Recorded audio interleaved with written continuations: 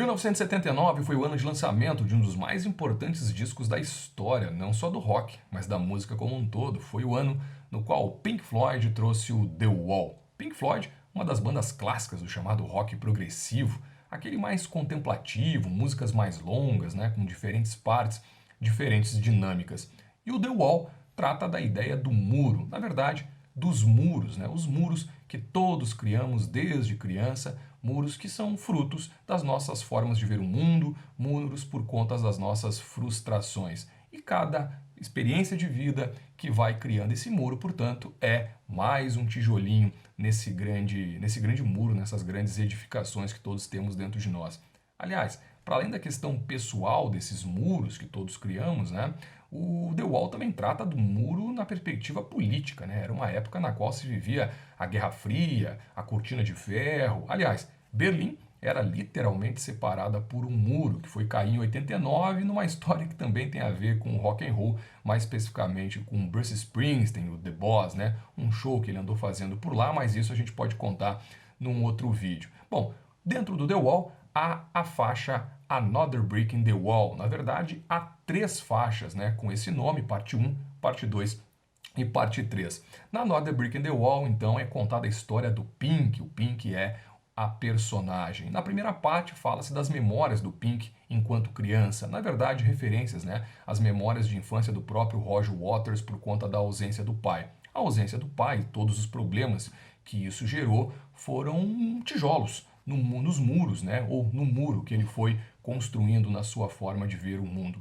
Na segunda parte da Another Brick in the Wall, a gente tem então o tema educação, que é quando o Pink então vai para o colégio e ele começa a ver, né, como os professores são rígidos, um sistema educacional que não considerava a diferença entre os alunos, massificando a informação e tratando todos de forma igual. E aí ele percebe também que professores são frustrados e acabam passando para os alunos nas metodologias essa violência, essa frustração. E no You Don't Need No Education, portanto, a frase que ficou muito famosa da música, o Pink imagina o colégio pegando fogo, uma verdadeira rebelião dos alunos, carteiras quebradas, né, vidraças também quebradas. Aliás, Another Brick in the Wall, a segunda parte, o filme dela, né, chegou a ser até proibido na África do Sul, porque acabou sendo utilizado por movimentos que eram contrários ao sistema educacional do apartheid, né, o sistema racista que vigiu na África do Sul durante um bom tempo.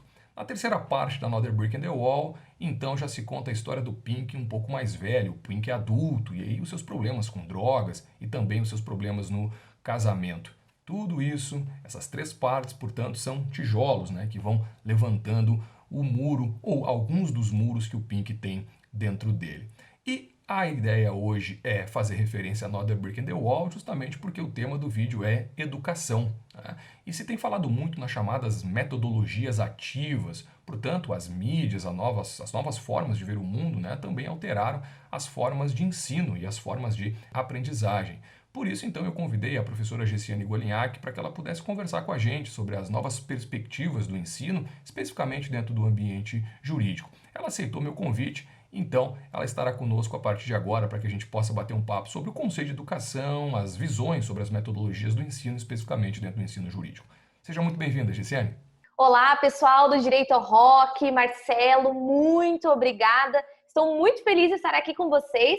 Já sou fã aí do canal, estou inscrita, sempre acompanho as produções de vocês por aqui. Então, estar aqui hoje para bater esse papo é uma honra. Que legal, que bacana. A ideia toda surgiu, Luciane, no começo da pandemia, eu e o professor Juliano, o professor Juju, né? A gente ouvia alguns rocks e discutia alguns institutos do direito, e a gente pensou, então, por que a gente não fala de rock e direito, no sentido de trazer essa perspectiva crítica que o rock tem, por que a gente não traz esse viés crítico também para dentro do direito, e também os assuntos correlatos ao direito, e o ensino é um deles. Então, a Gessiane está aqui conosco hoje para que a gente possa falar um pouquinho justamente sobre isso, sobre o ensino. Gessiane, dentro dessa ideia, a primeira pergunta que eu te faço é: o que é educar? Bom, Marcelo, é uma pergunta que não é das mais fáceis da gente falar, até porque quem trabalha muito com essa questão da pesquisa em educação, até tem o pessoal que acaba afastando até o termo do professor, do professorar, né? E usa muito o termo educador, educadores. Mas na perspectiva do que é o educar, é você ser um mentor, você estar ao lado de alguém dentro de um caminho que é o caminho do aprendizado. Então, a educação é esse processo no qual eu sozinho eu posso chegar até um lugar, mas acompanhado de outras pessoas, que no caso aqui são os professores, nós, você também, enquanto professor, se enquadra dentro dessa possibilidade, mas a educação é esse processo, que é um processo colaborativo na aprendizagem de alguém. Então, quando eu estou dentro de um processo educacional, eu não estou sozinho. Eu estou sempre caminhando junto com quem me educa, com quem está comigo. E educação ela pode acontecer em diversos ambientes, né? Tanto no ambiente formal, isso aqui que a gente vive agora, a professora Lúcia Santaella fala muito, né, da aprendizagem ubíqua. Isso aqui, para mim, é um espaço de educação. Isso aqui é educação. E quando a gente fala, né, dos processos educacionais na família, dentro de casa, então a educação ela sempre é o processo de aprendizagem colaborativo. Quando eu estou com alguém que me mentora, alguém que me acompanha dentro dessa condição de educando com alguém que é meu educador. E quando a gente traz educação para os temas do Estado, no sentido de que é um dever do Estado prestar educação, obviamente as instituições têm que, então, pensar em modelos educacionais.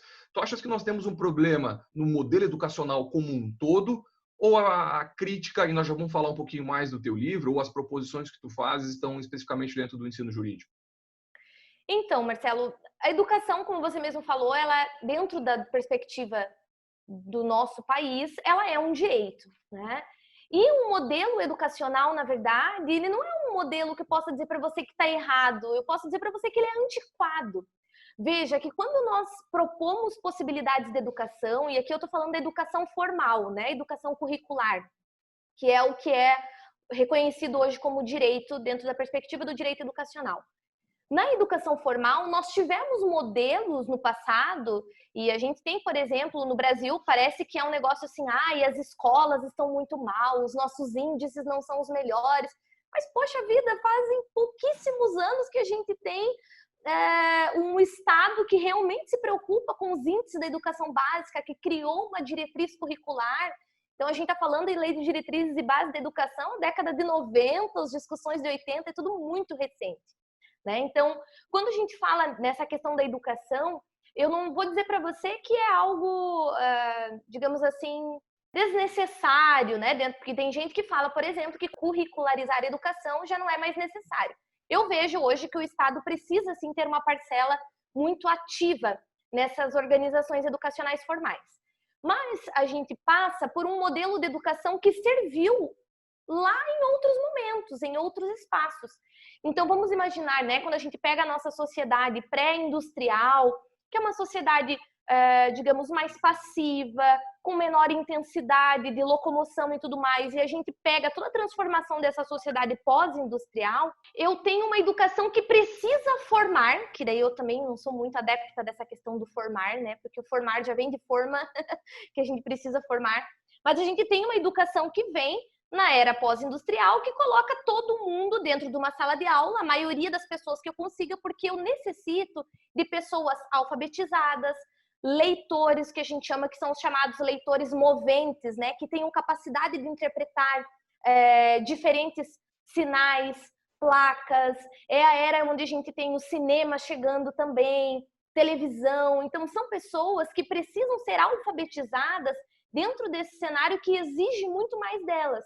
Então, naquele momento, quem sabe o processo educacional mais tradicional, que é o que a gente conhece hoje, que ainda é muito forte dentro das nossas escolas, instituições de ensino superior também, foi um modelo que serviu, deu certo para aquele momento. Mas daí vem o que a gente fala, e esse momento que a gente vive agora? Com novas tecnologias, novas mídias, novas práticas, né?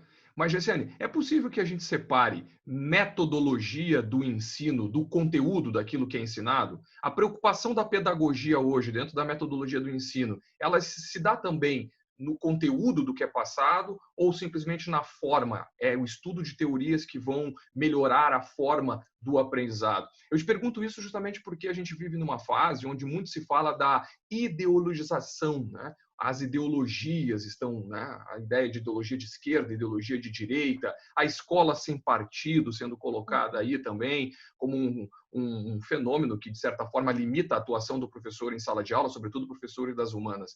Esse processo pedagógico, eu como professor ou todos os professores, temos que dividir essas questões? Então, Marcelo, veja, uma questão bem importante. Assim como lá no direito a gente estuda várias teorias, né? Dependendo lá da minha área de atuação, a pedagogia é a mesma coisa.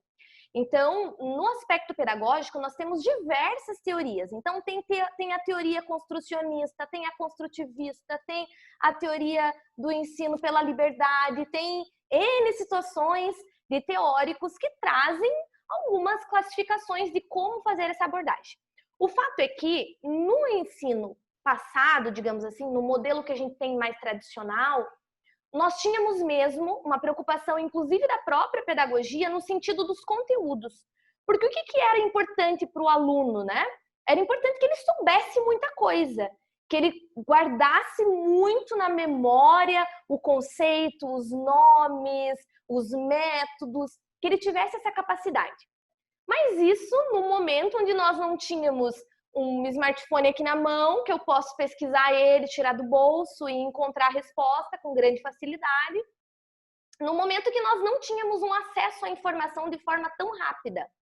Né? Então, agora veja, se no passado nós tínhamos mesmo que ter pessoas que, no formato do conteúdo, fossem aquelas melhores pessoas, então, ou seja, eu vou contratar o Marcelo para trabalhar porque ele sabe muito. Olha, ele vai fazer a prova aqui, ele vai acertar 10 porque ele decorou tudo, ele sabe todos os conceitos, ele sabe os nomes, ele sabe tudo. Maravilha, era isso que eu precisava lá no passado. Agora veja, eu posso até ter o Marcelo que tira 10 e sabe tudo de conteúdo. Mas se o Marcelo não souber como organizar esse conteúdo para ajudar os seus colegas, se ele não conseguir assimilar esse conteúdo de uma forma que ele consiga, por exemplo, se relacionar com o meu cliente, com os meus fornecedores, enfim, né? Dentro da profissão, não vai adiantar de nada. Porque esse conteúdo que o Marcelo sabe, ele é importante, mas eu posso pegar lá a Gessiane, que entrou aqui, tirou uma média 7 em conteúdo, mas ela tem muito mais expertise para pegar esse conteúdo, estudar no final de semana, se aprimorar, buscar outros cursos e ela vai ter trato com as pessoas, ela vai poder decifrar situações nesse conteúdo, de como chegar na comunicação. Então, no passado, nós tínhamos mesmo uma ideia de que quanto mais conteúdo, melhor. Hoje não, porque o conteúdo está disponível de uma forma muito acessível. É claro que não é a mesma coisa para todas as pessoas, né? A gente ainda tem muitas pessoas que não têm acesso à internet, né? Muitas pessoas no Brasil não têm água encanada em casa, não tem outros elementos que são muito mais importantes Saneamento do que a básico, própria internet, né? Mas o fato é que hoje, numa empresa, num tribunal, num relacionamento comercial, que é para o qual nós destinamos a formação dos adultos, digamos assim, né? Ele vai ter o acesso à internet, ele vai ter um bom computador, um software, enfim, vários elementos que vão ajudar ele a encontrar esse conteúdo. Então, o que eu preciso ter de diferente dentro dessa formação? E daí é essa transformação do que a gente chama até, o pessoal fala da chamada andragogia, né? Que é a pedagogia transformada, ao invés de se preocupar com as questões mais do conteúdo, ela se preocupa efetivamente nas competências e nas habilidades que as pessoas precisam desenvolver. E essa transformação, ela acontece no mundo do trabalho, ela acontece dentro das teorias da pedagogia que a gente vem estudando aí nos últimos anos, e ela tem que acontecer na sala de aula. E dentro dessa ideia de dividir, então, conteúdo e método de ensino e método de aprendizagem, o livro, queria que tu falasse um pouquinho sobre ele. O livro vem trabalhar e propor isso, uma nova metodologia de ensino. Exato, né? Então, o que é a nossa ideia? Eu sou muito, digamos assim, defensora do processo de aprendizagem, né? Porque eu vejo nós, professores do direito, e eu me incluo nisso, nós que somos da área do direito, muitas vezes nós vamos trabalhar por vocação, porque gosta, porque se sente bem, quer mesmo ter essa possibilidade de ajudar os alunos. Isso é maravilhoso, já é assim mais de meio caminho andado. Só que não é só isso. Porque gosta muitas vezes de falar de direito, né? Isso, exato. Só que não é só isso, né? E é diferente, por exemplo, do professor lá que faz a licenciatura, que estuda. A gente não parou para fazer essa reflexão. Então, o que eu sempre falo, né? É que a gente primeiro tem que parar para refletir como é que eu aprendi. Como é que foi meu processo de aprendizagem? E daí é muito comum, geralmente nas minhas formações, eu encontro os professores e dizem assim, não, mas eu aprendi do mesmo jeito que eu estou ensinando. Vai lá, senta o aluno, bota um atrás do outro, um olhando na nuca do outro, e eu vou lá descarregando informação que eu preparei para ele, e eu estou achando que meu aluno está aprendendo maravilhosamente bem. Mas, na verdade, a gente não aprendeu assim. Porque se eu perguntar para você ou para qualquer outro professor, olha, por que você é tão bom, tão excelente nisso? Você vai dizer, olha, eu passei horas estudando, eu passei horas pesquisando, eu sempre pratiquei demais, eu errei muitas vezes e tive que refazer novamente aquilo que eu errei para melhorar os meus processos.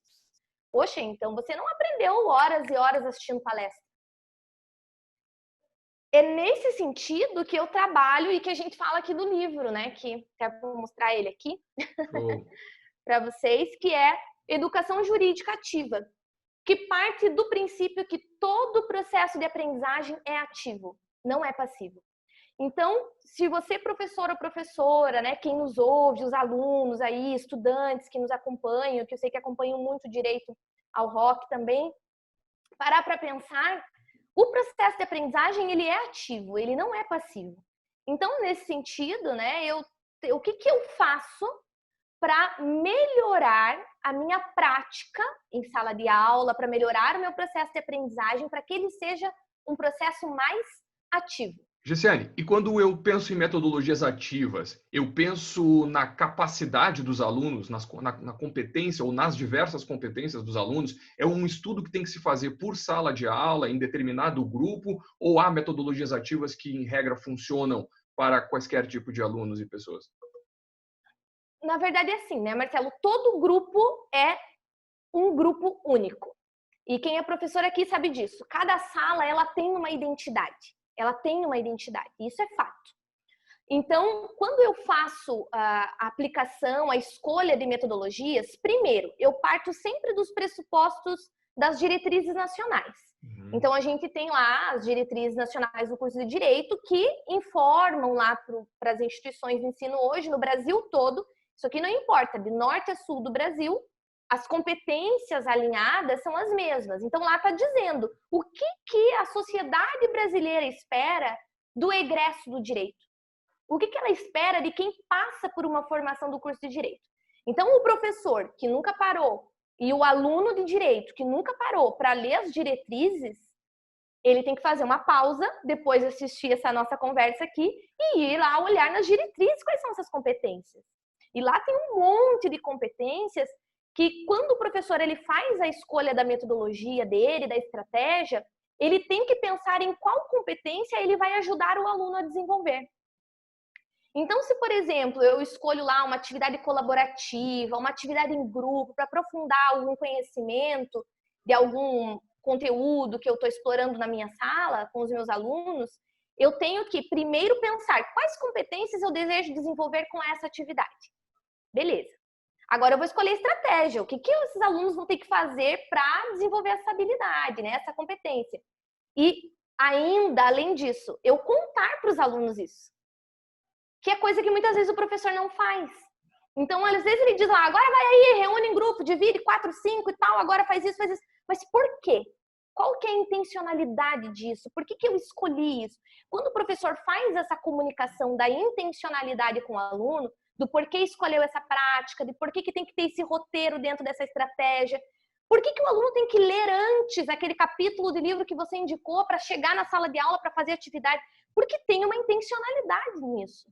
E se o aluno não se compromete, não tem essa responsabilidade, que é o que a gente fala muito na questão da aprendizagem ativa, que ela precisa desenvolver essa autorresponsabilidade do aluno, que não é só a responsabilidade do professor, o processo de aprendizagem, né? Eu ainda brinco com os alunos, eu falei, pode vir o ministro do STF dar aula para vocês aqui, gente. Se você não se apropria da aprendizagem, a gestão do conhecimento, quem faz é o aprendiz, claro. Não é o professor. É ele que vai ter que ver, beleza, tá tudo aqui. O que eu vou fazer com isso, né? Como é que eu vou trabalhar com isso? Então, a escolha dessas metodologias, elas vão depender de todas as questões das diretrizes e também do perfil da turma. Então, é por isso que é bom, eu sempre falo, fazer um roteirinho de primeiro dia de aula, sabe? Para conhecer o teu aluno, saber quem que ele é, quanto tempo que ele se dedica para os estudos, se ele trabalha, se ele não trabalha, se ele, né, às vezes já é pai, já é mãe, tem várias outras coisas na vida, para a gente aproveitar todas essas vivências desses alunos dentro da organização, da gestão da sala de aula. Não, e uma outra coisa, mostrar também essas diretrizes no sentido de justificar e se legitimar enquanto professor do porquê a abordagem está sendo feita naquele contexto, né? Exatamente, exatamente. Mostrar, ó, pessoal, tá aqui, inciso 4 aqui e tal, tá no artigo, dentro das diretrizes, a gente tá falando isso justamente porque é o que a sociedade brasileira espera de vocês, espera de mim enquanto professor e de vocês enquanto profissionais, depois que saírem daqui com um diploma. Claro. E o que é uma metodologia ativa? Bom, metodologia ativa é aquela que vai sempre pensar primeiro, né? Num processo de aprendizagem no qual o aluno é o protagonista dentro da aprendizagem. Tá, mas dentro disso, o professor, numa análise geral, para que a gente dê um contexto para quem nos acompanha, o professor fala menos na sala de aula, então? Aquele modelo de aula expositiva acabou, é isso? Não que acabou, Marcelo, mas ele não tem que ser o centro das atenções, né? Não tem mais aquela ideia do professor que chega às 8 horas da manhã e fala até meio-dia e os alunos ficam ouvindo sentados, muitas vezes no celular, diga-se de passagem. Metodologia ativa passa longe disso, né? Então, não é que o professor não seja importante, mas o papel do professor é outro. O papel do professor é aquele que é o mentor. Então, eu costumo sempre falar, e aqui a gente está no canal do YouTube, por exemplo. Nos canais de educação, se você for olhar, qual que é o botão mais utilizado pelos alunos que assistem canais de videoaulas de educação? É o botão de voltar. Então, veja, se o meu aluno assiste um bom vídeo, que dá para pausar, retornar, opa, não entendi, pausei, retornei, não entendi. O que eu, na minha sala de aula, posso ser o melhor profissional do mundo? Sou melhor do que aquele que está lá no YouTube, que dá para parar, pausar, voltar. Opa, peraí, não entendi. O que eu tenho de melhor além disso? O que eu tenho de melhor é a minha mentoria. Claro. É a minha ajuda, é o meu lado a lado. Porque esse que é o básico, o conceitual aí, que ele consegue numa leitura, numa videoaula, num podcast, o aluno pode fazer até antes da minha sala de aula. Né? Não é que o professor não seja importante. Claro que às vezes o professor ele tem um caso que ele vivenciou na profissão dele, que super se encaixa naquilo ali e é importantíssimo falar para os alunos. É claro que a gente vai falar, imagina, não é que a gente também não vai poder falar nada na sala de aula. Mas no modelo de metodologia ativa é o aluno o tempo todo construindo conhecimento. É como se o mais fácil o aluno pudesse realmente fazer sozinho. Então, que é o estudo lá prévio, aquele conceitual, mais simplificado, e o aprofundamento, as dúvidas, os erros, ele vai poder fazer isso com a colaboração do professor, que é quem tem a expertise, aquele que vai poder ajudar ele a enxergar as falhas, os erros, porque hoje no ensino tradicional a gente propõe o inverso. O que eu faço? Eu faço o mais fácil comigo em sala, horas e horas lá, falando, o aluno faz algumas anotações, e o que eu faço? Mando o aluno estudar, pesquisar sozinho, responder outras coisas sozinho. E daí o processo mais difícil, que é a hora que vem a dúvida, que vem aquela instigação ali para o aluno pensar sobre aquele problema, eu não tô junto. Sim, porque ele está diante de um caso concreto, ou testando o conhecimento dele e a compreensão dele sobre a ideia, né? Então, a metodologia ativa propõe essa inversão. Então, aquela ideia que o melhor aluno é aquele que fica quietinho, olhando lá um na nuca do outro, horas sentado, é muito diferente do que o mundo exige hoje. Porque daí eu me formo, e daí eu chego, vou trabalhar, e daí o mundo diz, opa, vamos, se mexe, cria, traz propostas, eu quero ver o que você tem para trazer de bom, eu quero ver você como pesquisador, como investigador. Daí ele vai olhar para o mundo e vai dizer, puxa, mas espera aí, eu não aprendi. E como convencer o aluno dessa nova metodologia, dessa nova realidade? Porque a gente está muito acostumado, pelo menos na minha fase, eu fui sempre acostumado a sentar e escutar. estudar em casa, depois vir para o colégio, voltar ao colégio para fazer uma prova. Eu vejo que muitos dos alunos que entram nas primeiras fases dos cursos de graduação, no direito, que é a minha área, também têm um pouco desse costume, sentar e escutar. Como convencer o aluno que, olha, a partir de agora vocês são os protagonistas desse período no qual nós estaremos juntos aqui, e outra, né, no sentido até de que ele compreenda aquilo como de fato um processo de formação e aprendizagem, e não como um processo de, por exemplo, o professor ele está jogando o trabalho dele para a gente. Ah, perfeito, professor. Isso são duas dores aí importantíssimas, né? Então, primeira coisa, o que o aluno tem que, o professor tem que ajudar o aluno a entender que, através das diretrizes, é um primeiro processo de convencimento que a gente consegue fazer, que nós já falamos. Segundo, mostrar para o aluno índices mundiais. Então, por exemplo, pegar pesquisas do Fórum Econômico Mundial. De 4 em 4 anos, o Fórum Econômico Mundial lança lá um documento que se chama The Future of Jobs, né? O futuro do emprego, o futuro dos trabalhos. E lá tem uma lista que tem todas as competências para os profissionais de sucesso nos próximos 20, 30 anos. E essa lista ela é sempre renovada em cada Fórum Econômico Mundial. E essas competências lá não vai ter coisa assim, sobre decorar, memorizar. Não, são competências realmente ativas, ágeis. E muitas delas estão nas diretrizes. Isso que é legal.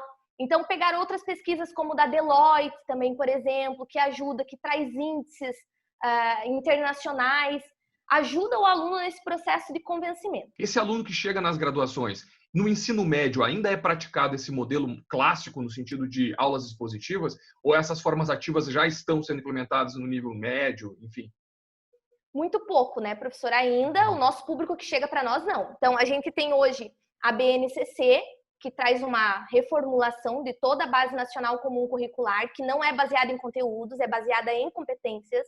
Tá. Então, isso já é uma tendência de transformação. E o novo ensino médio, que também não é baseado em conteúdos, diferente do que a gente vê hoje, tem que passar no vestibular, decore isso, saiba isso, Enem e tal.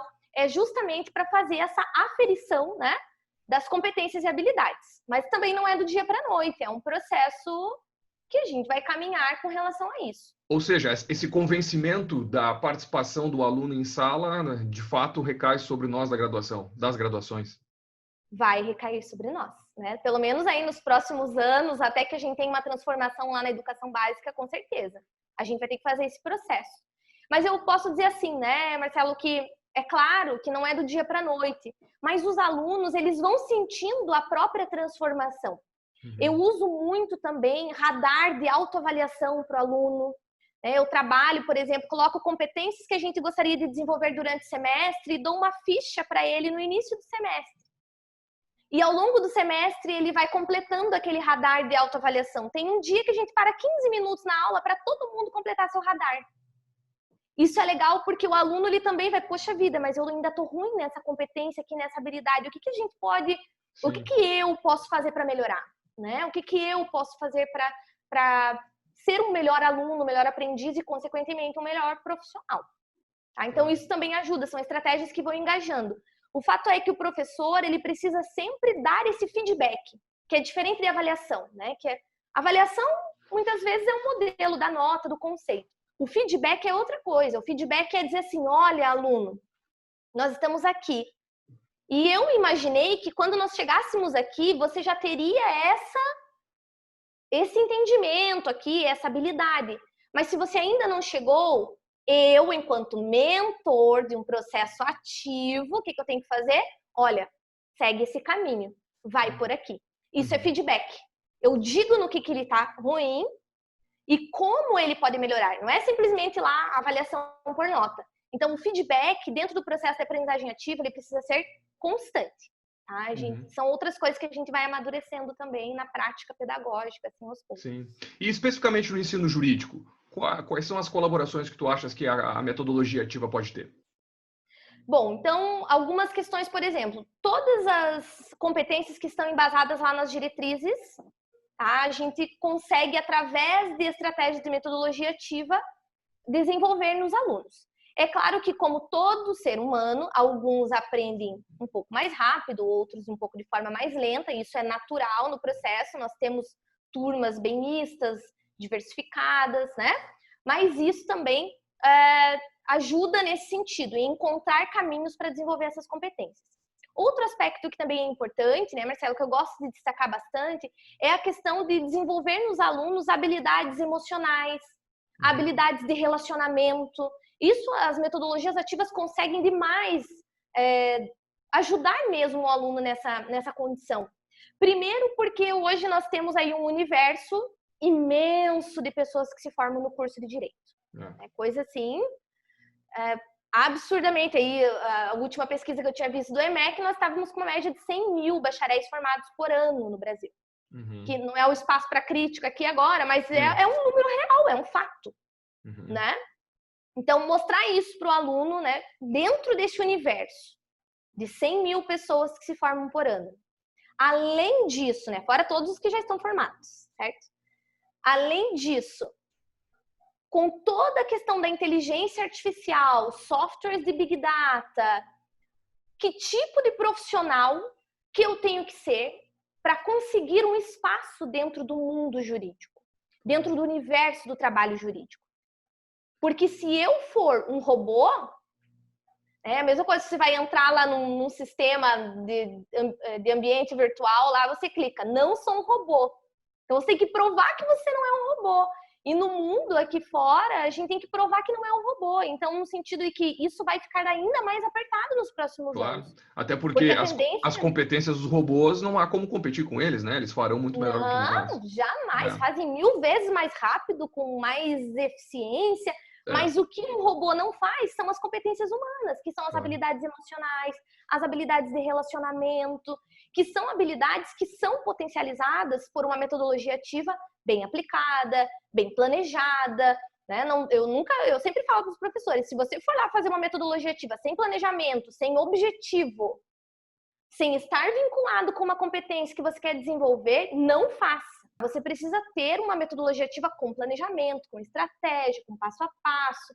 Nem sempre ela vai sair perfeita, isso é normal. Às vezes tem coisa que a gente aplica numa turma e dá super certo, e na outra não é tão legal, os alunos não têm tanto engajamento. Mas também não é motivo para desistir, né? A gente vai aprimorando sempre o processo. São questões que a gente precisa também humanizar mais o ensino, né? Nesse sentido, que o professor não é um robô, ele também é humano tanto quanto os alunos, e também vai cometer algumas indicações erradas no processo pedagógico, pode ser que ele cometa falhas, mas ter esse espaço para fazer isso nos permite consertar, nos permite fazer de novo e melhorar sempre com um ideal aqui no sentido de potencializar a aprendizagem dos meus alunos. E que aquele momento que professor e alunos estão juntos na sala de aula é um momento de relação, né? E as relações vão se estabelecer a partir das pessoas reais que estão ali. Então, obviamente, vai mudar de turma para turma, de abordagem que é feita, até pelo estado de espírito, muitas vezes, do professor, que em determinado contexto não se sente à vontade naquele momento, por uma questão pessoal, por um tipo de metodologia, ou por até mesmo por uma análise do ponto de vista mais crítico em relação a algum outro instituto. Isso faz parte. Você que nos escuta e nos assiste aí, nós somos professores e tão humanos quanto vocês e sentimos essa relação tanto quanto vocês. O assunto é bem complexo e é bem interessante. A mim, inclusive, é muito interessante porque trabalho com isso já há 12 anos no ensino jurídico, mas infelizmente a gente não tem mais tempo. Eu tinha até anotado aqui para trabalhar com a GCN também algumas questões, por exemplo, o aluno concurseiro, também a preparação que se está passando ou projetos de preparação para novas diretrizes para cobrar das universidades, das faculdades, tipos de outras metodologias, mas infelizmente a gente não tem tempo. Quem sabe a gente chame a GCN para complementar parte 2. GCN, obrigado por ter cedido um pouquinho do teu tempo para estar com a gente aqui. Obrigada, Marcelo. Obrigada ao pessoal aí conectado no canal Direito ao Rock. É uma alegria poder compartilhar um pouquinho com vocês e com certeza aí, em outras oportunidades a gente aprofunda e conversa mais sobre esse assunto aí da aprendizagem ativa. Que bom, então tá. E você não se esqueça de conferir, obviamente, o livro da GCN e fique atento aí, porque logo mais a gente publica outros conteúdos para que a gente possa discutir outros institutos, outros discos e também sempre outras músicas. Tá bem, gente? Um abraço, até a próxima. Tchau!